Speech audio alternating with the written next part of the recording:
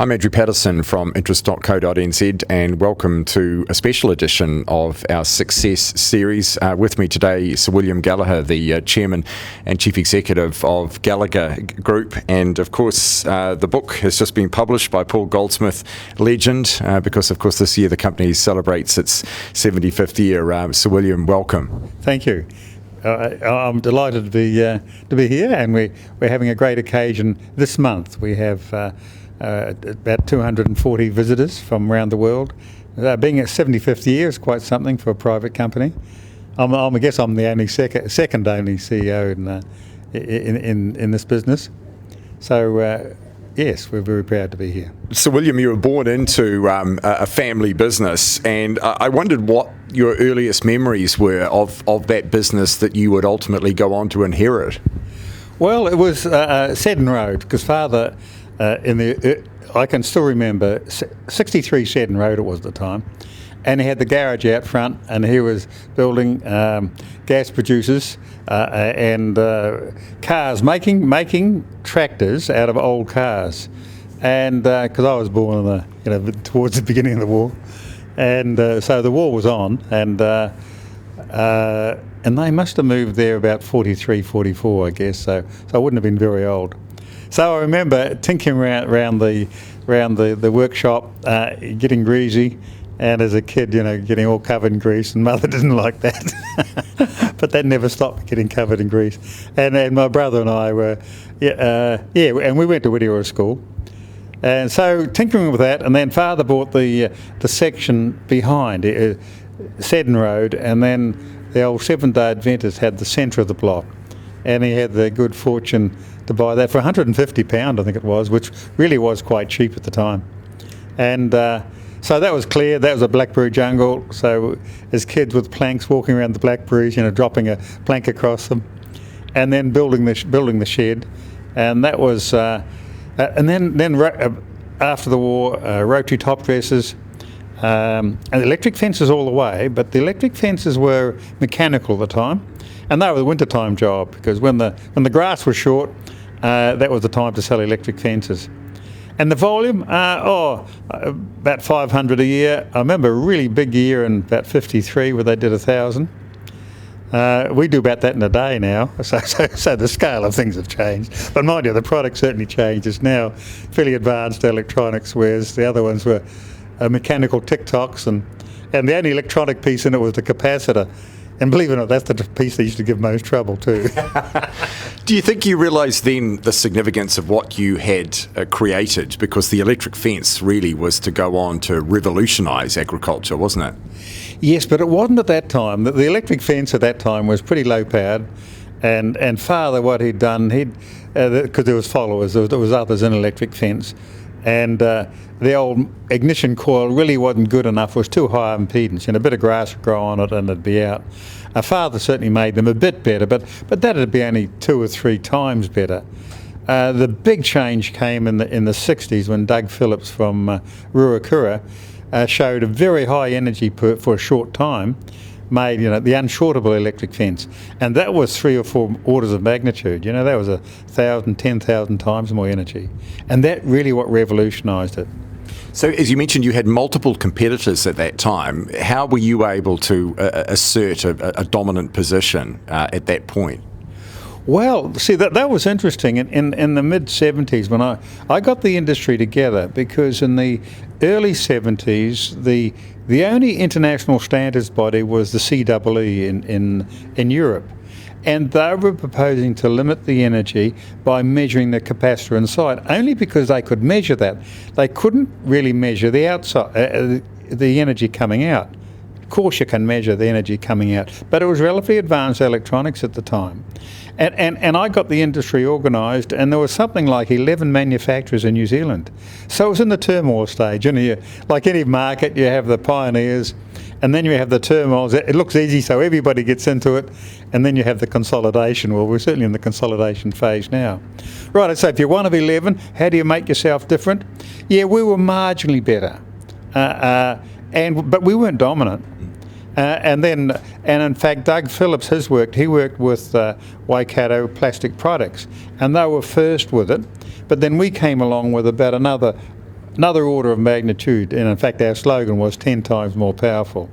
And they had about 2 kV, which we think would be awful today. Because the first one that Doug Phillips had was charge up a capacitor and switch it onto the fence line.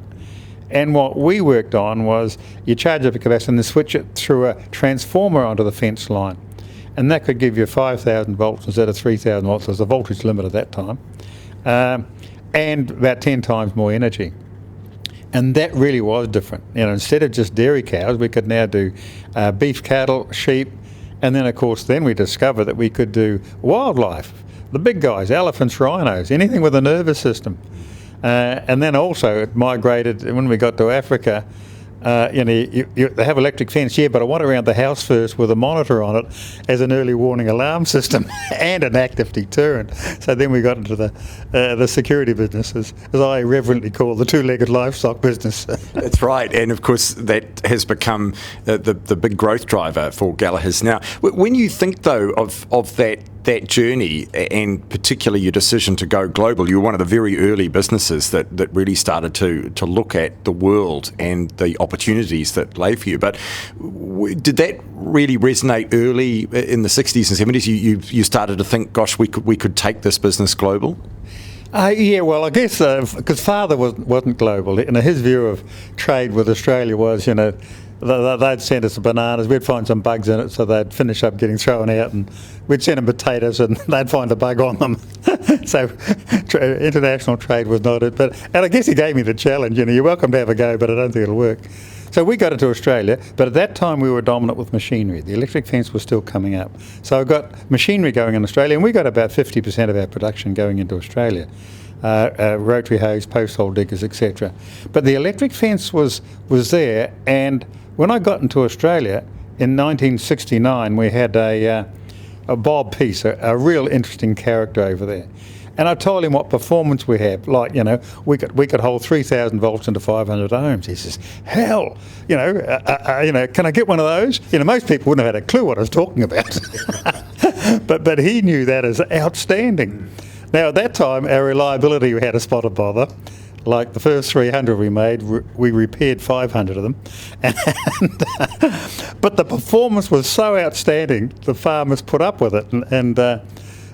But no way would I want to put that in the international market. So because we'd had a few boo-boos, like, in fact, even Mr. Phillips, he got into electric fencing soon after us, using electrolytic capacitors, which they'll work for about 2 months and then go pop. And we're having that little trouble, which we had to overcome. So once we got them reliable, Australia, and then because we really did have something different, and then we went to UK and Europe, and when I saw, we go to Europe, and they were on the old system.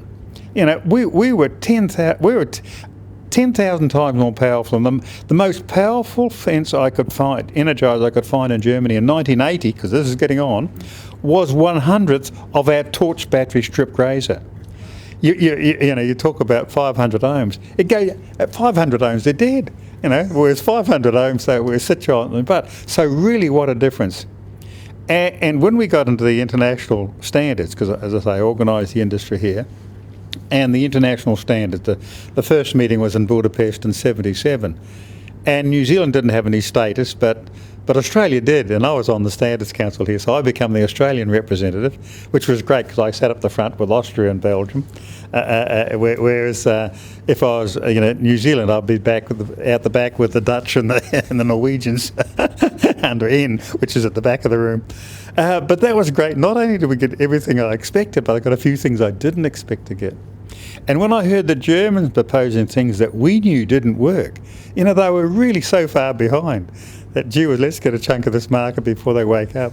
And we were market leader in Germany. I don't know if we still are, but we certainly were for a while.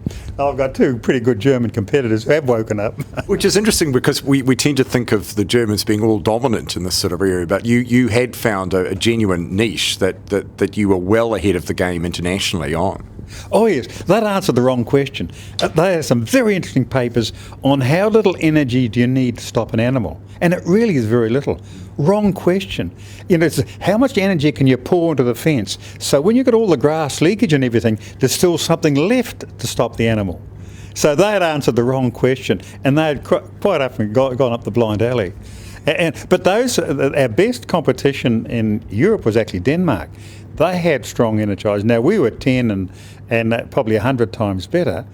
But gee whiz, those guys, they got my respect, because within 2 years of us getting in Denmark, which was in '76, the Danes had something. They came up behind us. So most of our patents, I've got another view on patents. The big market's in the home of the competition. So we took a lot of our patents through Denmark, because this guy in here, they were technically good, but they didn't have the marketing bit. They weren't in Sweden, they weren't in Norway, and they were virtually negligent in Germany, even though they had quite a good product. And at that time, technical barriers of trade, there was almost no trade within Europe. Germany were German manufacturers, the Dutch were Dutch manufacturers, and there was no trade within it. We were the first to have, I had approval in 18 different countries, because electrical approval is the way they knocked them out. But being part of the international standards, we understood the standard. And even I go to Sweden, we get a fail. And what's the fail? So we have a look at this, and this is what it says. I says, that's not a saying that. And the guy says, oh yes it is. I says, Swedish version. Pull out the English version, and the guy looks at it and says, oh yeah, we might have a translation error here. But otherwise you'd been dead. And of course, these days, your fences, as you say, keep the two-legged variety, the human version, protected, but also, rhinos and elephants and everything. In fact, your global footprint is phenomenal. More than 140 countries your products can be found in these days. Yes, well, the wildlife one was interesting, and that first came out of Malaysia. They had trouble there, after the communist insurgents there. Big areas went into oil palm plantations. And there's only about 300 or 400 elephants. They migrate down the peninsula, and oil palms at 3 years are just the hors d'oeuvres. They'll go in there, whip them out, and take the kernel out the top, and they'll lay waste. They'll lay several acres at waste in one evening, and so they spent $100 million in physical fence, which are big trenches and a palisade. Well, they erode, and the monsoon, they erode, the old elephants go through. Whereas with 2 wires, we stop them. And we've got elephants going, there's 5,000 kilometres, that was even a few years ago, and elephants going, swimming rivers to go around the end of the fencing system that they've never done before. And then, so that worked quite successful. The elephants in Asia are pretty smart. We had experience in Sri Lanka where the elephants were smart enough with their trunk to pull posts. Well, that's an easy fix. You put hot wires up and down. So when they feel around with their trunk, which is a very sensitive finger, whack, and there's bellowing and big steps backwards. The African elephant, where he's not under so much pressure, I don't think, but we really haven't had to use hot wires there. We've got away without it.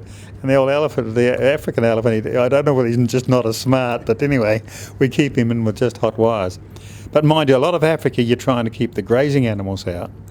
And a lot of the physical fences, they'll keep grazing animals out. That's until a rhino or an elephant comes along. Now, he's not the target, but shivers, he will flatten a physical fence.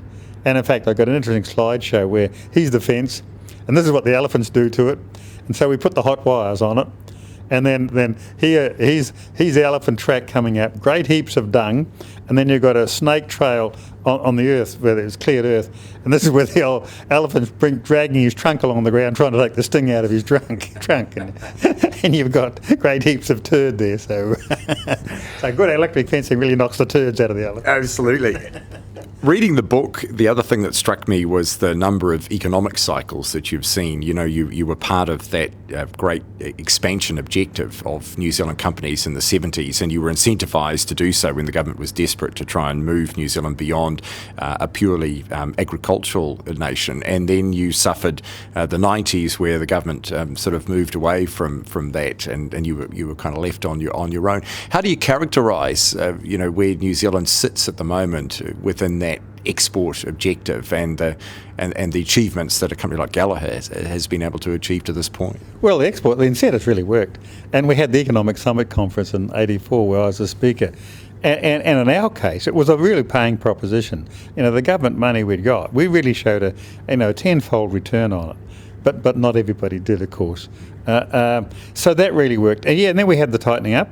But that was really grand times. We in the 70s, as we say in the book, I had 3 years of 100% growth each year. So, that's 8 times the turnover in 3 years. I learned how the banking system worked. But we got ourselves into negative taxation too, where you got a pre-tax profit, then the after-tax profit is a bigger number than this, which was wonderful for growth. Was it fair to the rest of society? And problematical, it probably wasn't. Roger Douglas used to rationalise it by saying it's compensation for some of the other distortions, but I think it probably did get a bit overboard. Yeah, and then we went through the adjustment. But one other thing I'd always been sure of is to be fundamentally profitable underneath, and we stayed profitable. But after Roger Douglas's reform, which I think were the greatest things ever for New Zealand, we had a tougher time. We had to adjust to it, and now we've seen some of those reforms undone. We're not as low a cost a community as we were heading then, and some of the assistance now. We've got a research and development assistant, which we're getting into. I'd rather have a low tax base than that, but I guess the assistance we get, I call it a tax rate reduction, which is really as it finishes up, and we're into it because what are we, about 700 odd people in New Zealand, about 1,000 worldwide. But on this side, I've got 105 people in research and development. So that's probably running a bit hot. And of course, the annoying thing is, at the moment with the global recession, we're on the tail end of it.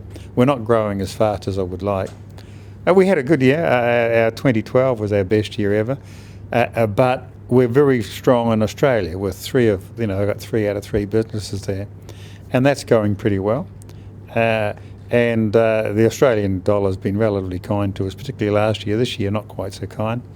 The US dollar, we've learned to live with that. A lot of our inputs are covered in US dollars. We buy our plastics, our components are denoted in US dollars. So I've got a bit of a natural hedge. Not an ideal hedge because your supplier's always a fair way behind. There's a bit of a time lag. But also we've got all the distribution in USA. In fact, we've just built a nice building, similar standard to this, in Kansas City, and that's so I've got investments up there. So you get a big change in US dollar currency, and I've got it reasonably balanced. Euro, that's giving us a bit of a hard time, and UK is quite big for us in the security business. Sales volume is reasonable, but by the time I convert it to New Zealand dollars, it's actually looking slightly minus. They're growing up there, but when I convert it to New Zealand dollars, they haven't grown at all.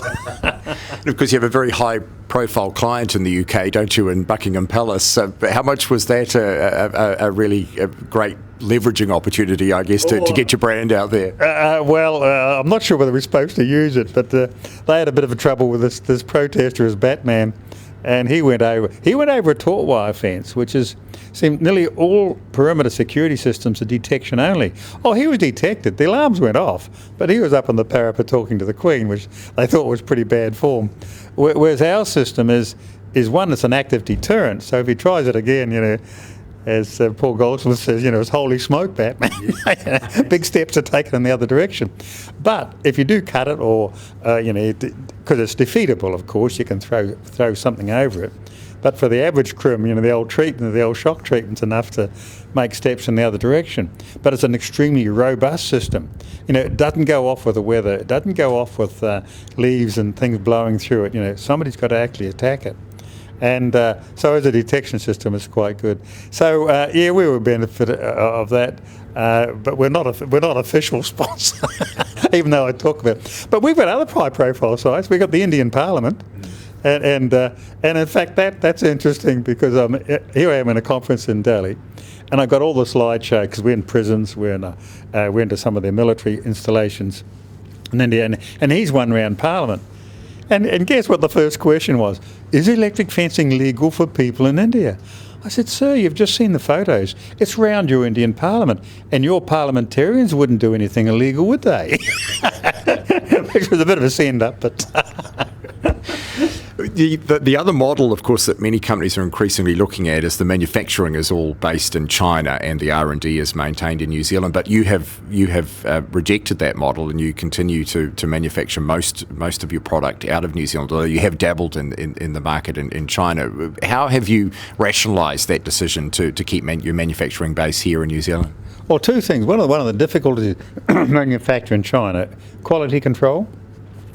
Quality assurance is a modern term, but no, it's quality control up there.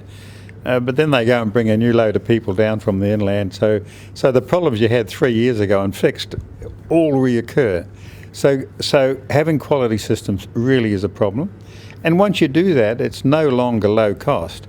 And here we've got lean manufacture, which is the old-fashioned time and motion study. And because I did mechanical engineering. And great, because I knew it all, and just the difference between time and motion study, the normal, like, I think there's one laying bricks, and I'm not quite sure, but the numbers were something like 400 bricks a day is sort of average. Time and motion study, they can get it up to 2,000 bricks a day. And then what's the average today? Back to 400. But with time, and here we're getting some of our jobs. We can get the man hour eliminating waste. It's not working harder. It's just working much smarter. And we can get productivity lift of 50%, 50% and 100% increase. And if we can do that, we can be competitive with China, and with better quality. So productivity in New Zealand is still a long way to go. And just looking at our agriculture, if you can get Mr. Average up to Mr. Top 10%, it's not far off double. So I guess being efficient there, one, we can be efficient here, and basically reducing the labour in the job, eliminating the waste, getting better quality, we can be competitive with China.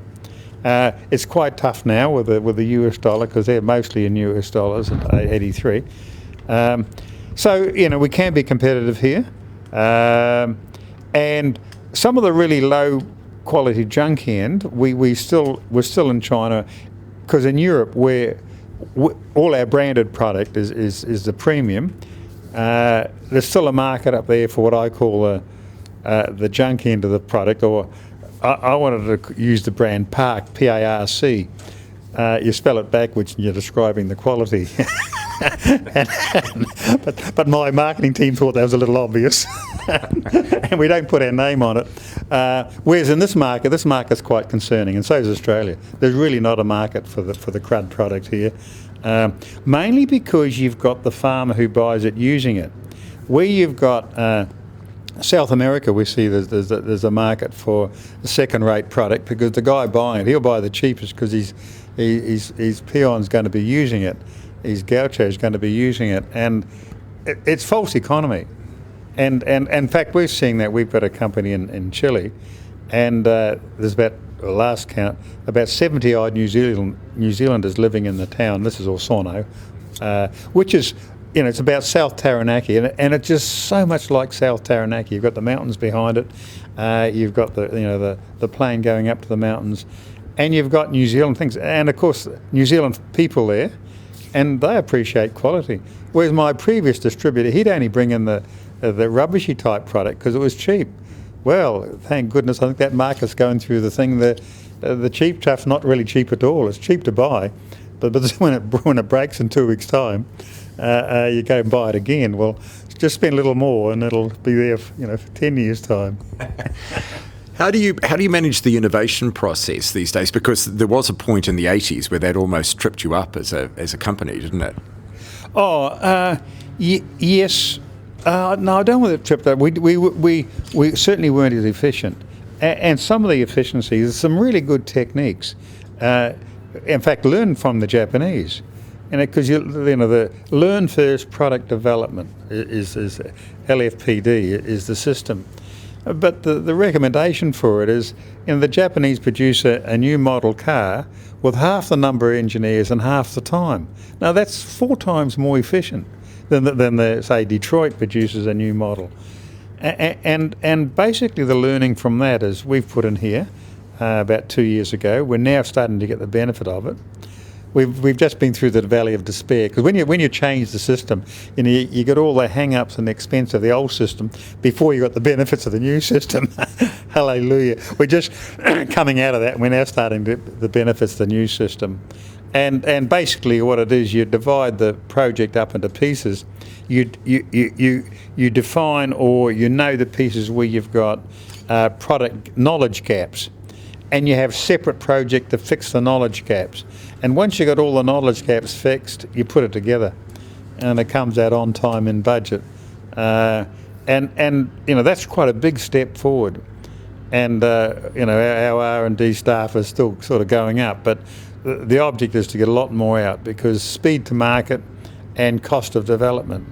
At cost of development, you know, in our large scale stuff, you know, it's fine, but unless you've got, you know, because the cost of developing something which we used to think, you know, $100,000 will do it, now it's $1 million, but we are getting products better. When we launch a product now, you know, our last 2 or 3 Energizer launches, almost no trouble. You know, we've got the bugs out. If you're doing it on the fly, you're sort of learning on the market, which is, it's all right in a strong market, but that's not very smart in an export market. And particularly, because one of our biggest market in Asia, beside New Zealand and Australia, would be Japan. And their lack of tolerance for lack of quality or lack of reliability. And you send them a product and you have an epidemic with it, cool, they won't ever buy it again. don't make that. What you've got to fix that is they still won't buy it. Of course, 2013, a significant milestone year for the company, 75 years in business, and you're hoping this year to crack the $200 million in turnover level. How are you feeling about where the company is in its 75th year? Oh, I think it's great. I think we're going to miss our target, sadly. The agricultural fence, particularly North America, is growing great, but New Zealand and Australia are pretty flat. You know, we've got our sheep farmers, you know, lambs are about half price on a year ago, so they're not that a big spending. And the dairy farms are also having a tight time. So New Zealand and Australia is flat. US is growing. Mind you, Canada is 25% up, and US is about 10% up, and they're on quite big bases. But my security is pretty flat as well. So the 200 million target might be the year after this one. And just finally, what are you most pleased about with where you've achieved to this point? What's the part of the business that gives you the most satisfaction? Oh, well, of course, you know, my first 30 years in business has been, you know, I started off on the mechanical side, then 30 years growing the electric fencing business, the ag electric fencing, and we're certainly number one in the world there. And that's quite an achievement. Trying to do that with security. Security is probably another order of magnitude more complex. It's very much, you know, software driven, and of our 100-odd development engineers, half of them a bit more than half of them are software, both embedded software and software. So that's, you know, that gets the old brain exercised. You've got a lot more complex underneath, and especially when I'm out in on an overseas trip and thrown on the deep end to get this system going, which is a real challenge. And that's interesting because, particularly in the perimeter fence, perimeter security fence, we're quite big but that's still a relatively small market. The market hasn't grown as fast as I would have thought. The fear of the electric fence is still quite real. You know, touch it, you know, because that's India's the way they do. They get everybody to hold hands, and the last guy touches them, and then everybody jumps, and then they look at each other, not quite sure whether to cry or laugh, and it's nearly always laughing.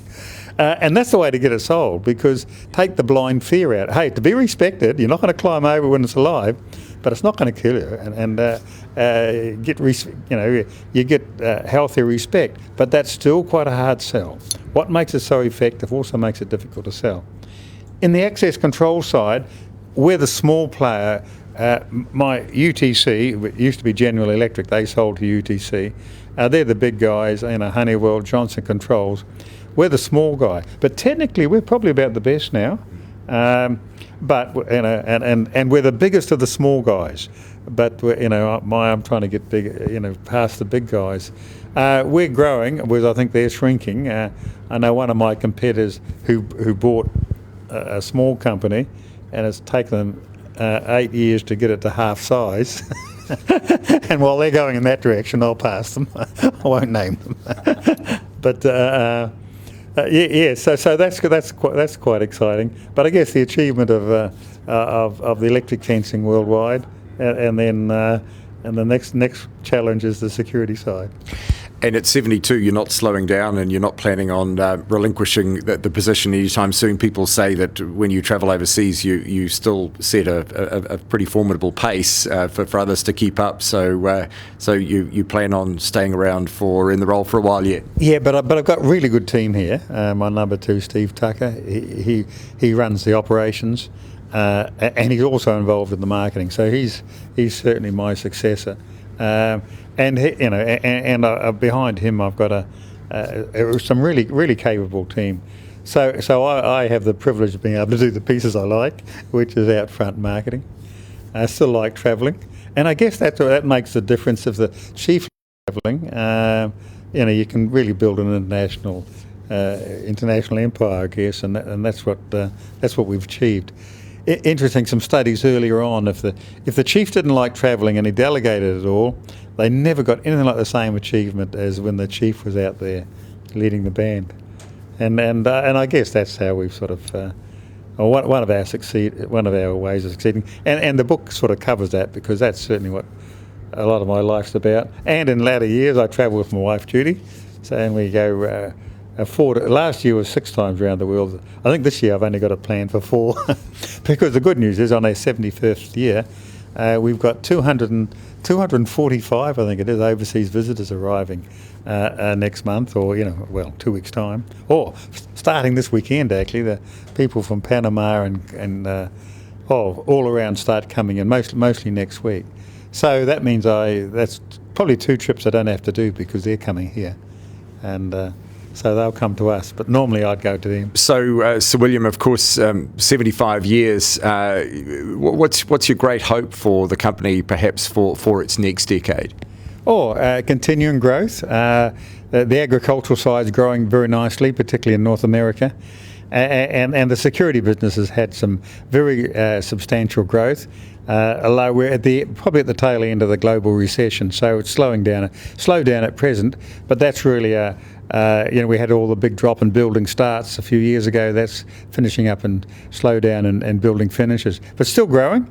Research and development's a big investment, but it shows a good return, and very worthwhile. So we're expanding in that area as well. And my third one, which is Gallagher Fuel Systems, which is a regional business, New Zealand and Australia. We've just released a new range of pumps, and they're just going on show in Melbourne next week. So and that company's pretty good, although it is dealing in the oil industry, which is up and down, but that's got good growth as well.